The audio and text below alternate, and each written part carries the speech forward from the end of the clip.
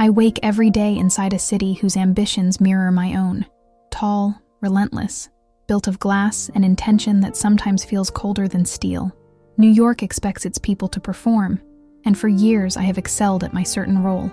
I design introductions for others, pair them for profit, map compatible heights and ambitions, weigh passports and professions, and audit, with mechanical precision, whose love story is most likely to thrive, not because of magic, but from matching a column of carefully calculated variables. I call myself a matchmaker, but even in private, I know my true business is viability. I don't sell hope or affection, but deliver what my clients think they deserve.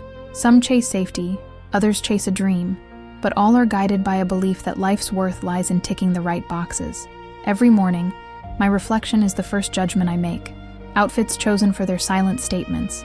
A ritual preparation for a day packed with clients who never speak of the real fears, but always articulate what their lifestyle expects. Some want someone who earns. Most desire security. Many ask me to find a love that's sensible, well-dressed, and never inconvenient. I used to believe such work insulated me from vulnerability, as if orchestrating others' choices might render my own needs formulaic and controllable. That was before everything became complicated. The office gleams with efficiency. On my screens, couples form and fade, matches accepted or rejected in a language of profiles and headshots. I erase emotion, feed the algorithm, mark the results. Then, one day, a new face enters my own life, not as a statistic, but as something unpredictable. Harry appears composed, the sort of man who speaks the city's dialect. Tall, sharply dressed, exuding the quiet confidence that comes from those accustomed to winning. I learn in passing that he has the means to indulge any impulse, the future mapped out by inheritance and charm.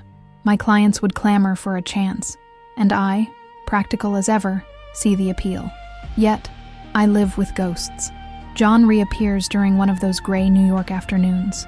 Years ago, we tried to build something like paradise with little more than coffee and intention, improvising dreams between shifts and shared bills. John, now working as a waiter while studying for auditions, feels achingly familiar. His gentleness an echo I used to find comforting, now complicated by everything I've become.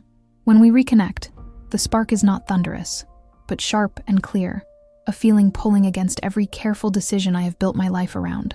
With Harry, I move through restaurants and penthouses. He invites me into a future full of planned adventures and the certainty of stability. We discuss travel, imagine foreign landscapes, all while surrounded by evidence of his carefully acquired success. Yet, I recognize the choreography, both of us reciting lines meant for people who have what others want. At night, when the city glitters outside our window, I weigh Harry's life like a contract proposal, with each advantage meticulously noted. Safety, comfort, reputation, all aligned as clearly as the skyline itself. John lingers at the margins. He shows up wearing shoes that have lost their shine, hope still crumpled in the pockets of his jacket. We joke in a way that undercuts pain, discuss books we never finished, films we watched years before. John is chaos in a world obsessed with order. A gamble, always, but never a routine. He carries within him an optimism that feels impossible, and sometimes I envy that. My life becomes a pendulum, swinging between risks unclaimed with John and the comfort Harry effortlessly offers. At work, I present myself as unflappable, matching others while steadily rationing my confidences. My friends, observant and shrewd, rarely ask how I really feel.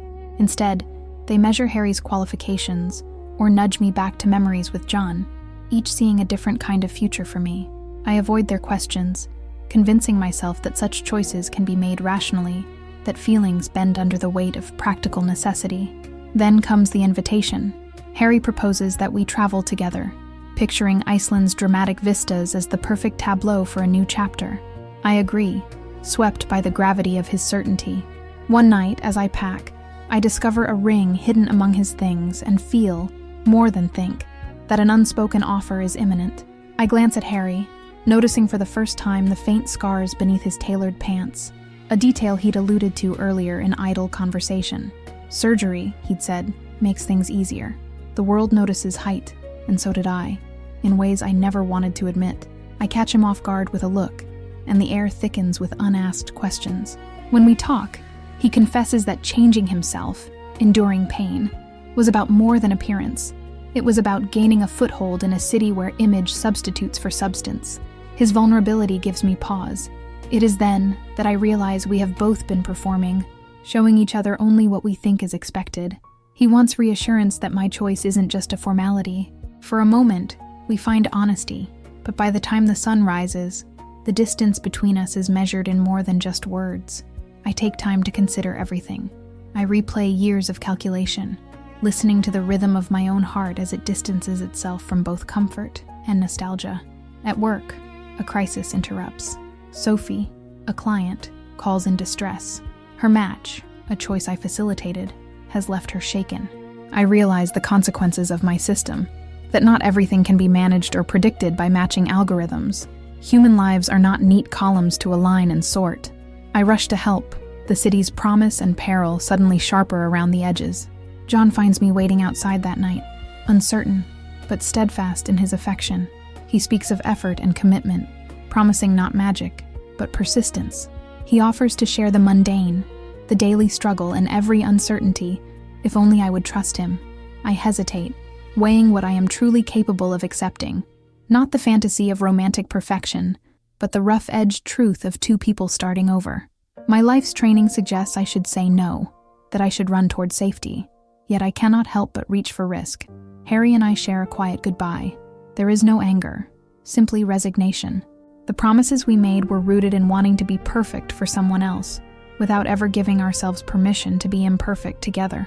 Instead, I choose to allow John back into my life, not because the future will be easy, but because it is the only way to move forward without regret, without the feeling that I have betrayed myself in pursuit of an impressive facade. At work, changes come rapidly. My boss calls, offering a promotion, perhaps in recognition of my ability to manage crises, or maybe to reward my willingness to follow the rules, even when the rules break people. I hesitate. Promotion is not always a reward. Sometimes it is a bribe to continue pretending that love and success are the same thing. The film closes not with romance in the rain, but with paperwork at a city office. The credits roll over couples waiting for licenses, wedding forms clutched tightly. Some faces are hopeful. Others look quietly worried that maybe, after all of this, they are still gambling. John stands beside me, fingers woven into mine, and somewhere in the building, I hear laughter, the echo of a celebration I cannot see. I realize what I want is not perfection, but the promise that we will show up for each other, day after day, messy and real. I never claim certainty again.